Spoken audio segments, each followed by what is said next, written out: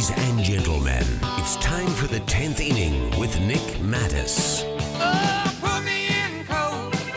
I'm ready to play today. Put me in cold. I'm ready to play today. Look at me. I can be center field. Welcome to the 10th inning. I'm Nick Mattos in the Lethal Weapon 2 studio with my producer Dave Perkins. And today I'm going to talk about rivalries. And I've been thinking a lot about rivalries and looked up the definition in the encyclopedia and didn't really like what I saw there. So I came up with my own definition. And I believe a rivalry is a naturally formed when two teams or two individuals with the same goal and the same desire is to win. And that rivalry can be fueled by recent success and frequent competition. And in the NBA Finals this year, we have the Golden State Warriors and the Cleveland Cavaliers facing off for the third consecutive year. I would consider that the biggest rivalry in NBA basketball, and there has not been teams in any other sport there has not been teams in basketball ever to meet in three consecutive NBA Finals. There has been one team in each of the other sports, baseball, football, and hockey, that have done this, and it's been a very long time since it's happened. But today I'm going to get my funk soul brother and the greatest athlete of all time in Sonoma County, Jerry Robinson, is going to join me, and we're going to talk about the Golden State Warriors and the Cleveland Cavaliers, and I'm going to get Jerry's perspective on some of the great rivalries that he's had throughout his career. So, joining me now is Jerry Robinson. You there, my funk soul brother? Yes, my funko brother, I'm right here with you. How you doing today? I'm doing great, Jerry. Thank you so much for joining me here. And, you know, I'm just so excited about the Game 1 that's going to be starting here a little later on tonight between the Golden State Warriors and the Cleveland Cavaliers. And I mentioned at the beginning of the podcast there that this is the third consecutive year that they met. And 2 years ago when they first met, the Golden State Warriors defeated the Cavaliers 4-2. And in that series, the Cavaliers were without Kyrie Irving and Kevin Love was injured. So basically the Warriors had an easier time than they did the following year. Now, last year, the Golden State Warriors mounted a 3-1 lead against the Cavaliers, Jerry, and then Andrew Bogut got injured. And when they lost their rim protector, that was a huge loss for the Golden State Warriors. Draymond Green got suspended in Game 5, and Steph Curry was not 100% in that final last year anyway. So the Cleveland Cavaliers did something that was just a tremendous effort by them. They came back and won 3 consecutive games to capture the NBA title.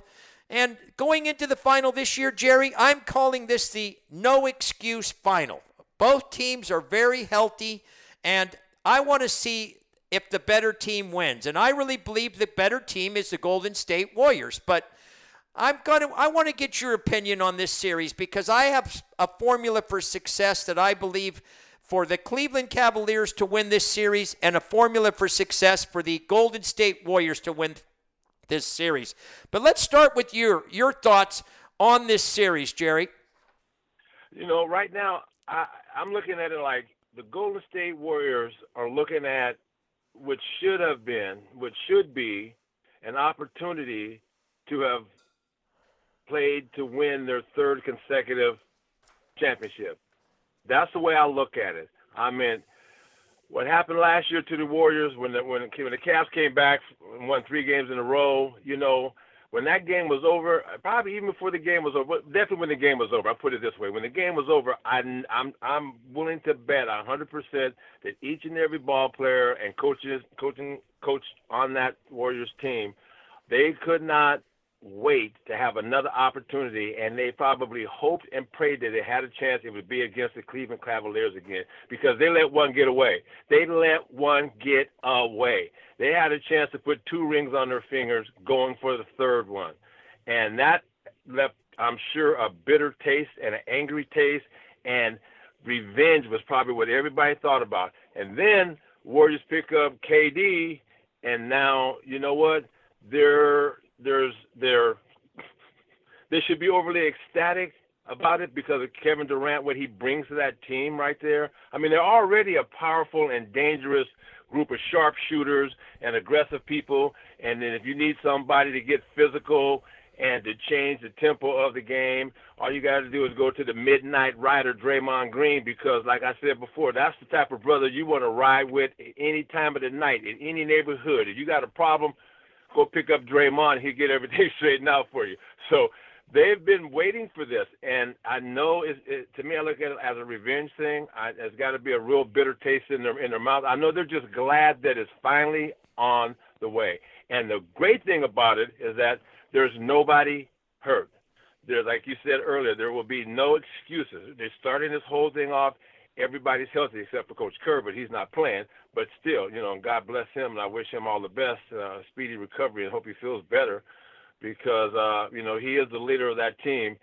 And so they're going into this game, hey, no excuses in Cleveland. There's no excuses in Golden State.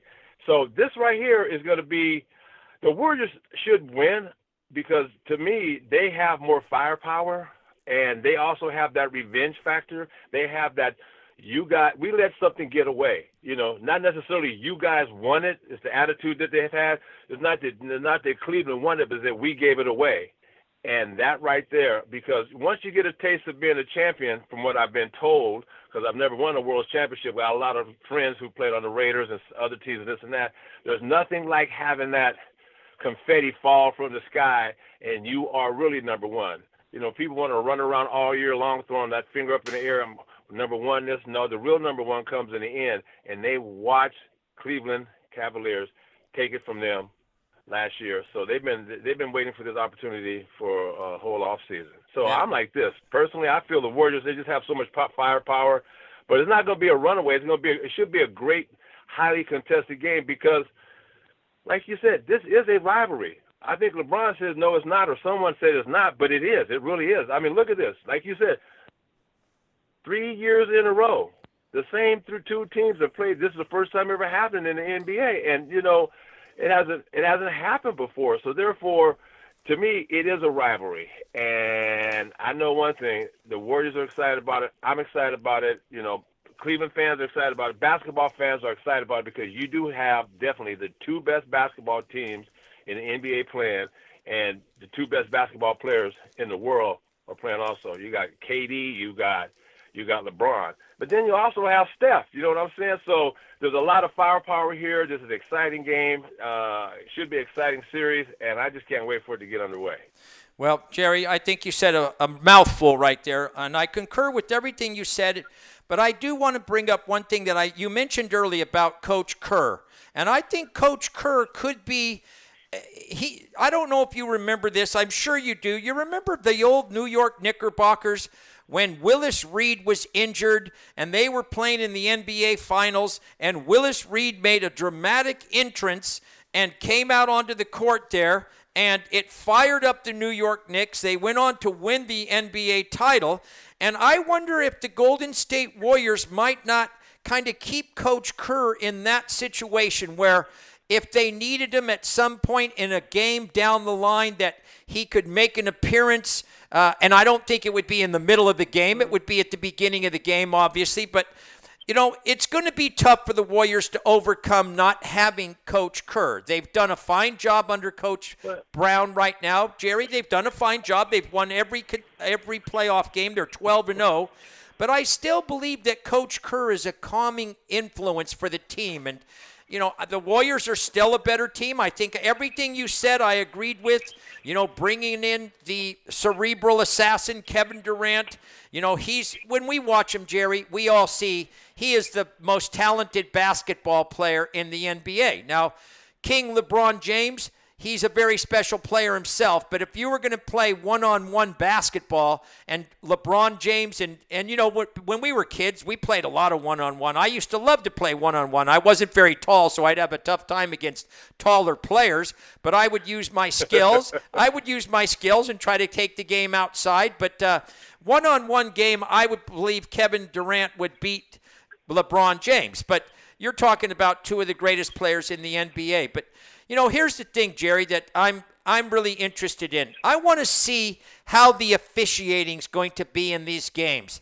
If the officials allow this to become a physical series, and from what I understand, the officials will be the same 3 officials for each game.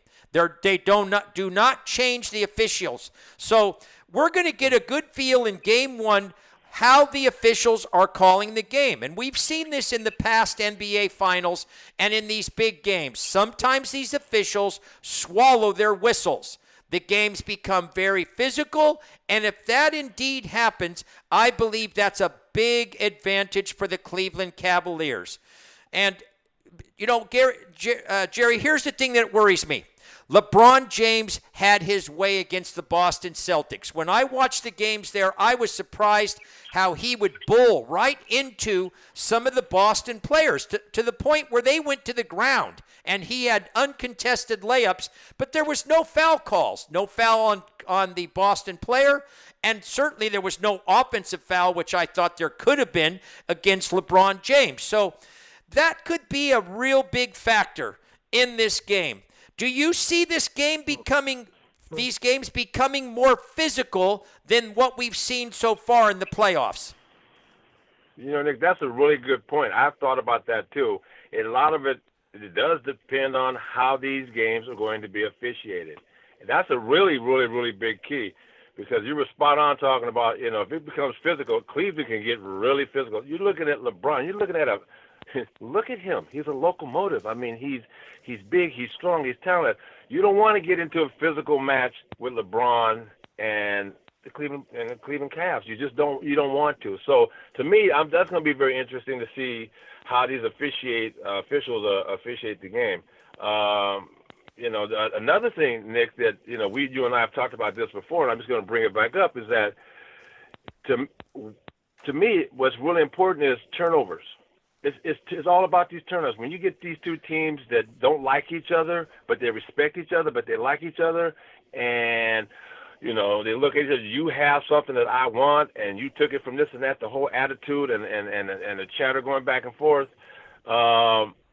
It's really important that you don't get caught up in too much mess, too much crap here, because turning over the ball gives that momentum wheel an opportunity to start rolling, and you don't want anything like that. You don't want that to happen. So to me, it's going to be an exciting game. Okay, I'm looking at more like, okay, who has the cleanest type of game? Clean meaning like no dumb fouls and turnovers, because that right there in a game, in a series like this, every time you give up that ball to the other team, that's an opportunity that you just let go, and you're giving it to another team. So I'm really going to be checking closely to see. Hopefully, there won't be too many turnovers, because if the turnovers are equal, the Warriors will win this. But you know what? You can't give a team like, well, we already know what happened last year. I mean, there were some injuries that took place, and Draymond was suspended, and this and that.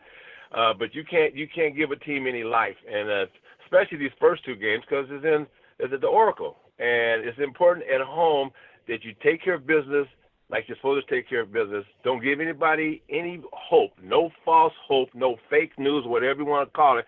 Don't give them. Just do what you got to do and handle your business. So tonight's game and the next home game, to me, the turnover factor is going to be a big decision making. Yeah, Jerry, I'm gonna add to that. Okay, I'm gonna add, because that's on the top of my formula for success for the Golden State Warriors to win this NBA championship, and that was the number one. They need to be strong with the basketball, keep their turnovers down, get a shot attempt each and every time down the court. That's got to be their goal, just as you mentioned.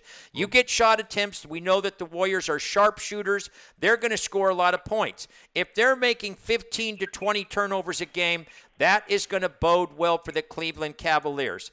My second formula on the formula for success for the Golden State Warriors is to rebound.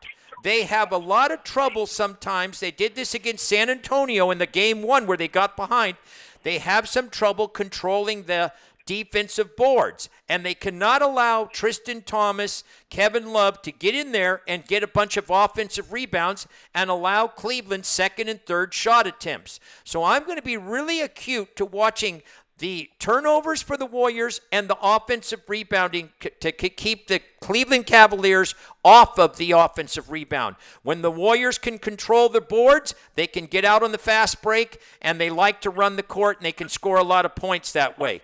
In all 12 of their playoff games, the Golden State Warriors have scored over 100 points. No team's ever done that. And there's a whole list of things that the Golden State Warriors team has done this year that no team in the NBA has ever done. But I'm going to add a couple of more that might not be as important as the rebounding and the turnovers. But I again believe that the Warriors have to control LeBron James. He's averaging 32.5 points in these playoff games.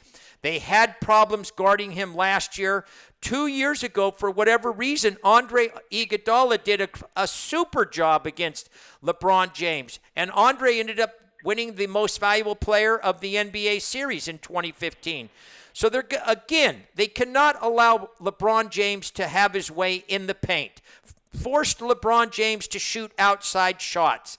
Now, he's done better in his outside shooting, but still, when LeBron gets in the paint, his shooting percentage is one of the highest in the NBA. And so far in the playoffs, Jerry, I don't know if you know this, but LeBron James is shooting 56%. He's just doing unbelievable job for a 32-year-old man that's been in the league for 14 years. So controlling LeBron James is going to be important. And then lastly, this has something to do with the Warriors formula. But again, it's important that Andre Iguodala and Klay Thompson rise up and start to play the basketball that they can play.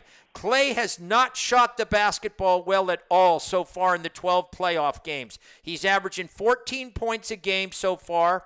Andre came off the disabled list. His offensive production's been way down. I need those players, and the Warriors need those players, to show why they're elite players. This is the NBA Finals. Elite players rise in big games. We've seen it throughout their careers. All the best players rise up in big games. You know that old saying, big players play big in big games? Well, this is the NBA Finals, and we really need Klay Thompson to show us what he's made of. If he wants to be in the same class as Kevin Durant, as Steph Curry, LeBron James, Kyrie Irving, then show everybody that you're in the class. And if Klay does that, if Klay rises up and starts scoring 22 points a game like he averaged during the regular season, the Warriors could win this in 5 games. They could win this 4-1. It's interesting, Jerry, and I know I'm talking a lot, and I'm going to let you get your opinion in here, but I don't know if you know this, but Las Vegas has installed the Golden State Warriors as a 4-2 favorite to win this series. They say it's going 6 games. The Warriors are going to win it. Do you think that's about right? What's your prediction in this series? 4-2. That sounds pretty good. You know what? I could see it being 4-2. I could see that, but to me, you just touched on it. We have not seen Klay yet. If Klay goes off and be the Klay that we know, they're not even counting on Klay, because you got KD doing this, you got Steph doing that, you got Draymond hitting shots. And also on top of that, LaVelle McGee, my man McGee, Lord have mercy, he has been a very integral part to the success in some of these basketball games. He has shown up, and you know what? I always like it when someone surprises everybody. Somebody comes out of somewhere who's not really basically one of the star players on the team, and they come in and they make the difference. And LaVelle McGee, honestly, he's done that several times. They're going to need him because he's a big man. He can jump. He can block. He can run. He just looks mad all the time when you're watching him play. I don't know if the brother's ever happy. He's probably happy when he gets his paycheck, every other week. Yeah. But that might be the only thing that makes him happy. I've never seen him smile. I never have. But to me, that's important. And also, where's Klay? All we need to do is have Klay show up, because now if Clay gets on track like we're all hoping that he does, now Cleveland's got to make some adjustments.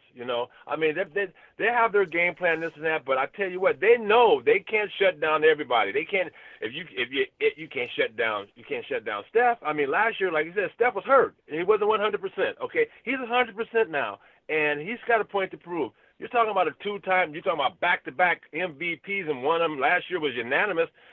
That says a lot about him, and he probably feels that he hasn't showed up the way he wants to show up in this situation. So this is going to be pretty interesting. If Clay goes off like we haven't seen him go off really yet, and KD and Steph, like I said, you can see 200 points scored in a basketball game. We don't know what's going to happen, and it all depends on the floor of the game. We don't know what their defense is going to be. And, you made a point about, you got to slow LeBron down. You ain't going to stop him. If you're going to stop, if someone stops LeBron, it's because he's either sick or his mind has reverted back to 7 or 8 years ago or whenever it was, years ago, when he wasn't very good in situations like that. But he has progressed and grown so much. I mean, I've seen that. You've seen that. And, I think he's worked on his jump shot, man. That three-point shot has gotten better. But like you said, inside the paint, come on, man. You don't want LeBron in the paint. Yeah. You don't want LeBron in the paint because he's going in the paint. And like we said, we're going to find out how these referees are going to officiate this game. But if LeBron gets off in that paint, but he also can pass. And then you got Love, and then you got Williams, and you got Kyrie Irving. Kyrie Irving is probably I know, but didn't even. Yeah. Kyrie Irving is probably the best scoring point guard besides Steph Curry in the NBA. I mean, he's averaging amazing to watch, Nick. Yeah, he's averaging almost 25 points a game so far in the playoffs. LeBron's averaging 32. And you know what? You said something that when you said JaVale McGee, I thought, you know what? That's exactly what the Warriors did not have in games 5, 6, and 7 last year. When Andrew Bogut went out of the game, they lost their rim protector. And that's what JaVale McGee has to do. We know that LeBron James and Tristan Thompson, they like to go inside, and they're gonna control the paint. We need JaVale McGee and Zaza Pachulia to step up and protect the rim. That's going to be so important for the Golden State Warriors. As you mentioned, if LeBron gets in the paint, he's going to score. He's very strong. He's athletic. He's got a wide variety of shots in there. So, again, there's another player for us to really watch.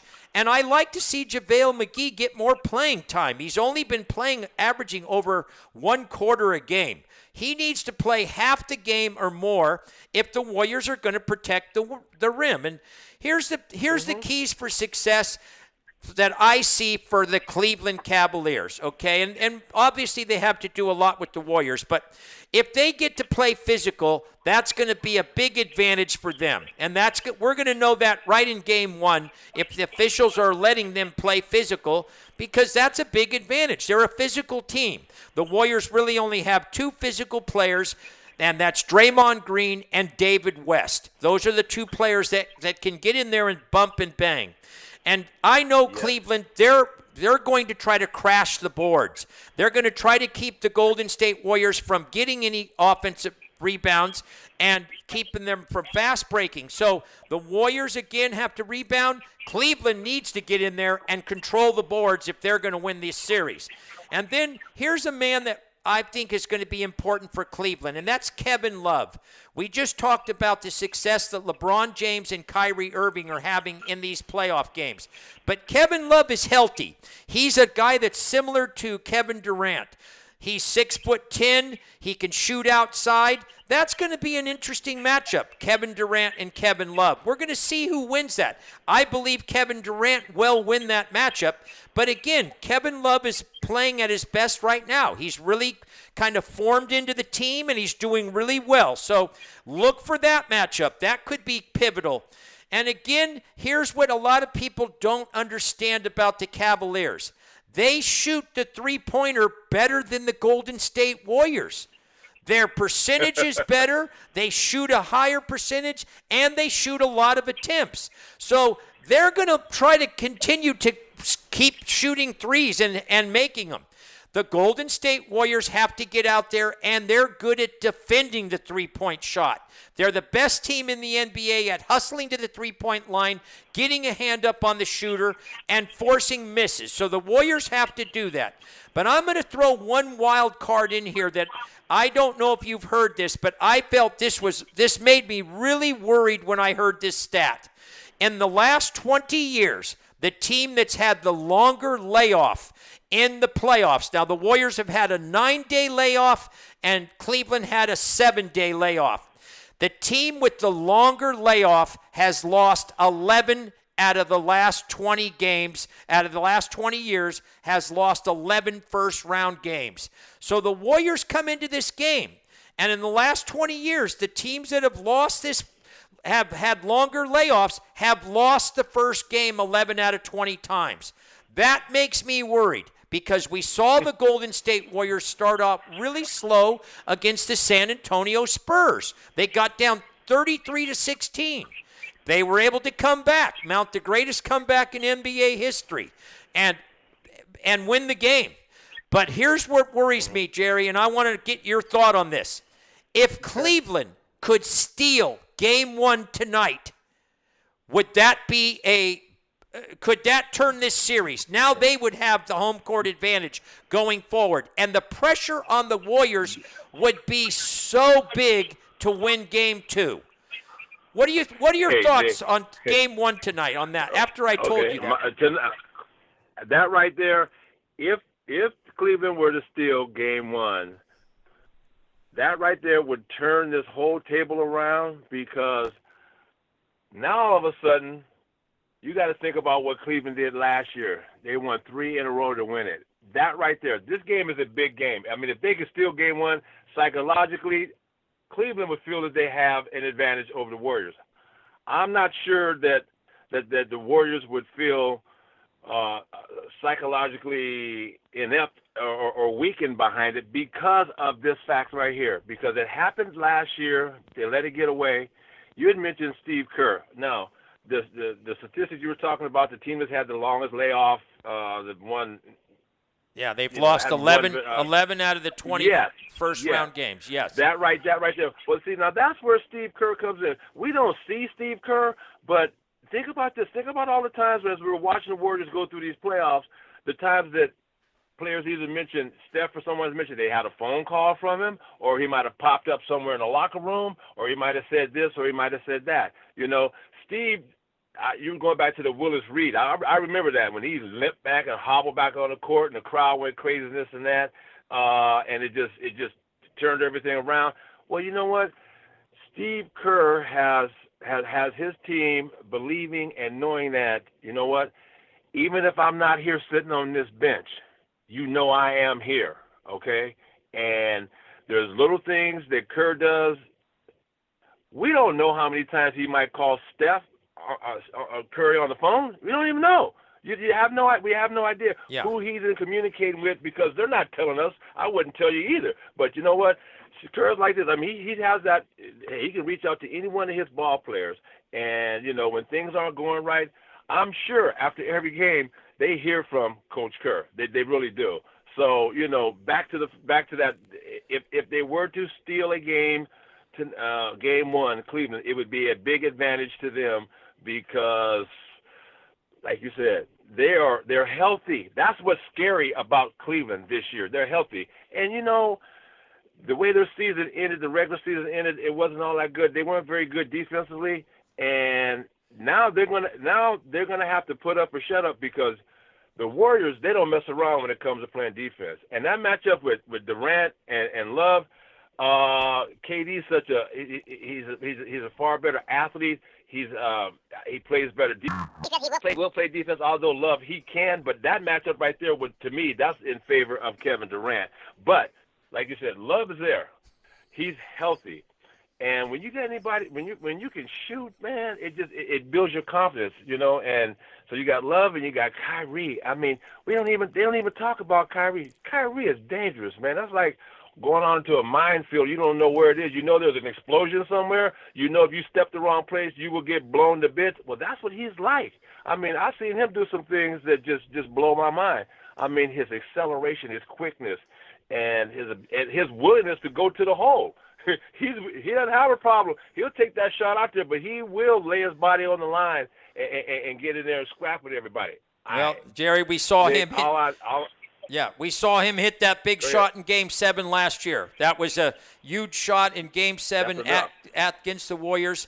That basically was the dagger in the Warriors' heart that finished them off last year in Game 7. So, you know, everything you're saying about Kyrie Irving, I'm well aware of, and I want the listeners to make sure that they keep an eye on this young man. He's a very good player, and I'm going to tell you this. Kevin Durant and Steph Curry are going to be negated by LeBron James and Kyrie Irving. They're going to score about the same amount of points, and everybody should keep an eye on that. Those four players are going to kind of like negate each other.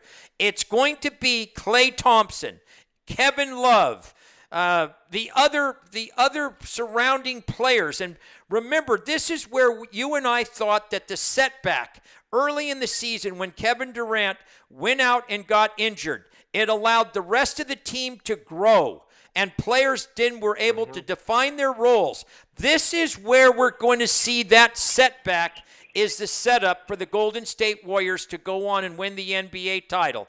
But let's keep a close eye on tonight's game, because I think if the Golden State Warriors can show that stat of the teams losing 11 out of 20 games when they've had a long rest, if they throw that down and step on Cleveland's throat right now, tonight, I think that's going to be a bad omen for the Cleveland Cavaliers. I think the Golden State Warriors are going to go on and win this series 4-1 if they win tonight's game. If Cleveland wins tonight's game, and that'll be the 4th consecutive playoff game that they've defeated the Warriors, even though they split during the regular season, this 4th consecutive playoff victory for the Cleveland Cavaliers. That series could go 7 games, and the Warriors will win it in 7 if Cleveland wins this first game. If Cleveland doesn't, this series will be over in 5 games. Okay, that's what I'm putting my finger on. Game 1 tonight, Jerry. So, do you have any closing predictions before I let you go and watch? Well, you know what? No, this is what it is. I concur with you. I agree. Hey, it'll be 4-1. It'll be 4. It could be. You know what? You put it all. I agree with you all the way through this. The most important game right now is this game right here. Game number 1. Game number 1, because they're going to let everything out. They're going to let their hair down. They're going to give everything they can. You're going to see. And like I said, I think we're going to be in this. I'm waiting to be surprised from the bench play. That's what I want to see. I know what everybody, the starters can do, but it's whoever, the one that has the confidence, not just confidence, but the game is on when they come off that bench. That's the one that's going to make a difference, because you don't really prepare for those. You know, you really don't. I mean, you do, but not 100% like you do the starters on the team.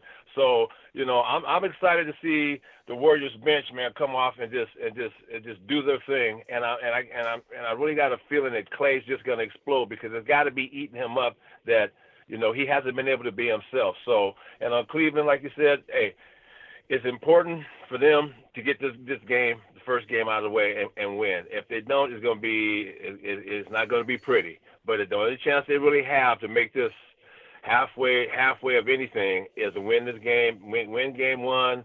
And I think if they win game 1, it might go 4-2. But if they don't win game 1, the Warriors blow them out to game 1. I like that 4-1, because you know what, they're on the roll. The Warriors are on the roll. Kevin Durant's got a point to prove, man. He really does. You know what? He really does. And so do the Warriors. They all do. But Kevin Durant he's just a special ball player. He really is. So I'm excited about the game. And well, I love think it. We are all in for a great show. Hey, I love it. You just came up with an opinion with conviction. That's what I want out of you, Jerry. So, listen, man. Go and enjoy this game 1 tonight. Thank you so much for joining me here on the 10th inning with my producer Dave Perkins here in the Lethal Weapon 2 studio. The 10th inning will return next week. We will be talking more about the Golden State Warriors and the Cleveland Cavaliers. Thanks for joining us, and good night.